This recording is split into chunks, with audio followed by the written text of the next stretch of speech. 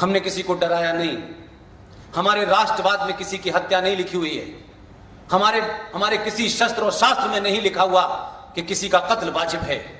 और हम तो बहुत दूर के लोग हैं, हम तो मूर्ति पूजक हैं, हम तो मुशरिक हैं। बताओ मुझे भाई, मोहम्मद साहब के दामाद अली तो शिया थे, उनका कत्ल सिर्फ इसलिए हुआ कि उनका मानना है कि पैगंबर कोई आखिरी नहीं होता, पैगंबर आते रहते हैं। उनका भी पूरा मोहम्मद साहब के ऊपर यकीदा है, पूरा यकीन है, पूरी इज्जत करते हैं वो, लेकिन कुछ थोड़ा सा सोच में फर्क था। आपने तो मोहम्मद साहब के घर वालों को मारा, किसी और को छोड़ दीजिए, कोई रामलाल श्यामलाल ने नहीं मारा। हम तो इस बात के लिए फख्र करते हैं कि अगर हिस्ट्री में जब भी लिखा जाएगा तो लिखा जाएगा कि मोहम्मद साहब के खानदान के मारने वालों में कोई शब्बीर, कोई हिंदू नहीं था, कोई आरएसएस का आदमी नहीं था, आपने मारा। हमें फख्र होना चाहिए और अपने इतिहास को पढ़ना चाहिए कि जब उनको मारा जा रहा था करबला में, जब आपने कत्लो गारत की, न वहां कोई दूसरी कौम का नहीं था, आपकी अहले किताब के लोग थे। उनको बचाने के लिए, उनकी मदद करने के लिए हिंदुस्तान से राजा ताहिर के लोग गए बचाने के लिए। और जिन्होंने कुछ लोगों को बचाया, यह खबर नहीं है, यह इंफॉर्मेशन है आपके लिए। हिंदुस्तान के उस वक्त के ब्राह्मण जो उनकी सेना में थे, जब वो बचाने गए तो बहुत लोग मारे जा चुके थे। उसी की वजह से आज हिंदुस्तान में एक नस्ल मिलती है जिसकी कम गिनती है, कश्मीर में भी मिलते हैं, उनको कहते हैं हुसैनी ब्राह्मण। वो 5-4 करोड़ 75 लाख लोग जो इस देश के शिया हैं, वो राजा ताहिर के कर्जदार हैं, शुक्रगुजार हैं, उनके याद करते हैं, फख्र से कहते हैं कि मोहम्मद के खानदान को बचाने के लिए यहां से लोग गए थे, वो हुसैनी ब्राह्मण हैं, आप लोगों ने हमारी मदद की थी। सिर्फ इस वजह से कि थोड़ा सा उनका सोच अलग है। पूरे पाकिस्तान में इस्लामिक रिपब्लिक ऑफ पाकिस्तान है, शियाओं का कत्ल वाजिब है। इसलिए श्रीनगर के अंदर इस बात का दुख मत बनाइए कि मुख्यमंत्री कभी हिंदू नहीं हुआ। 70 साल में मुख्यमंत्री शिया भी नहीं हुआ। इसलिए गिलगित की बात तो छोड़ दीजिए।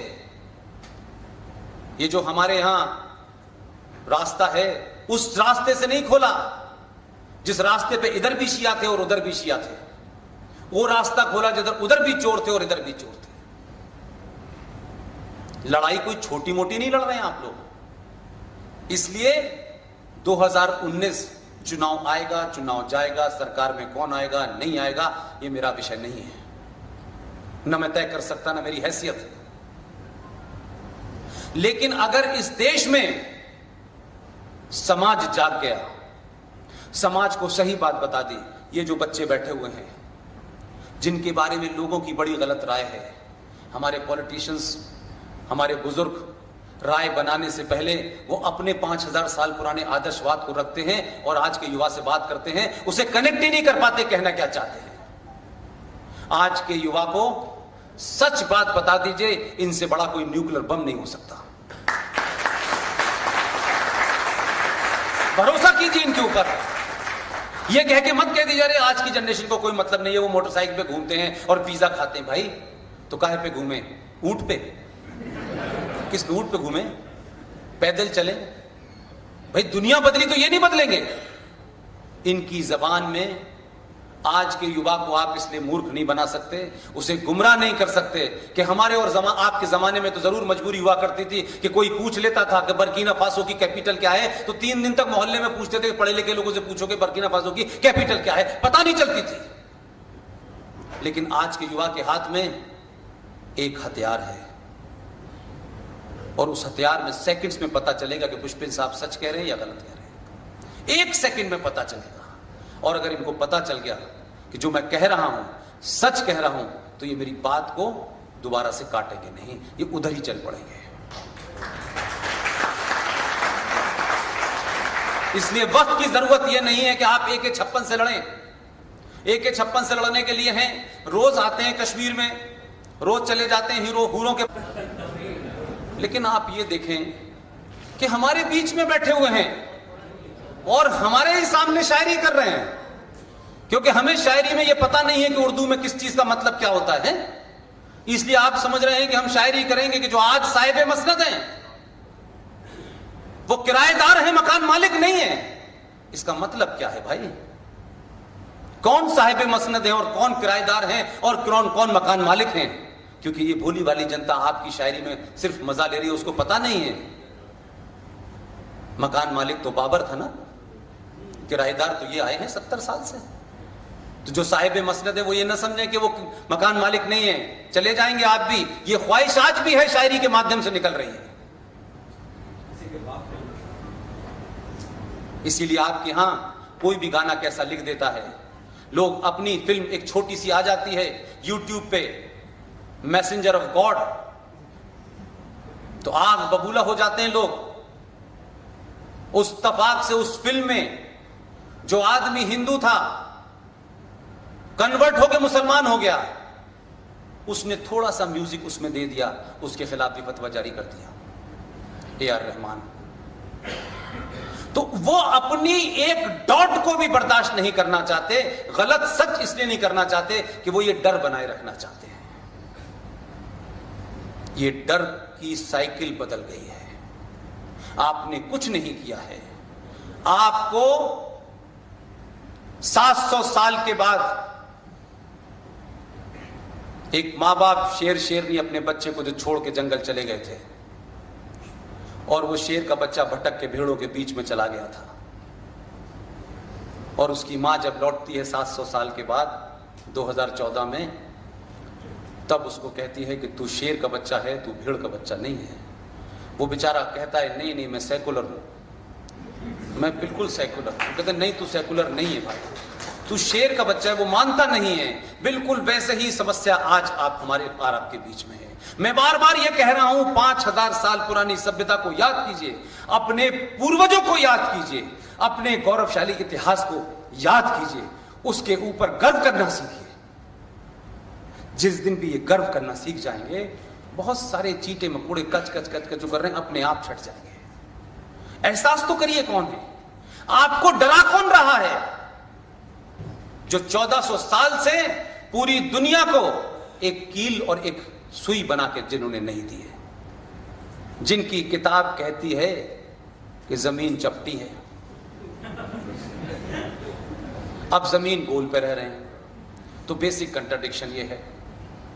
किताब आसमानी है, वहां किसका छापा खाना लगा हुआ था पता नहीं, नीचे आ रही किताब। तो ये जो मैं कह रहा हूं कि अगर कोई बहुत ही महान सभ्यता के लोग आपको डराते तो भी होती कि हम कम से कम ऐसे लोगों से डर रहे हैं या ऐसे लोगों के सामने हम परेशान हैं, तो समझ में तो आता कि हमसे हमें डराने वाले लोगों की ये बैकग्राउंड है, चलिए कोई बात नहीं, इन्होंने हमें डरा लिया। लेकिन आपको कौन लोग डरा रहे हैं? जिनकी पूरी सभ्यता इस बात पे रखी हुई है कि युद्ध में जीती हुई औरत के भी हिस्सा बांट होगा, जो हमें तिलाक़े बद्दत सिखा रहे हैं, जो हमको हर छोटी छोटी बात के ऊपर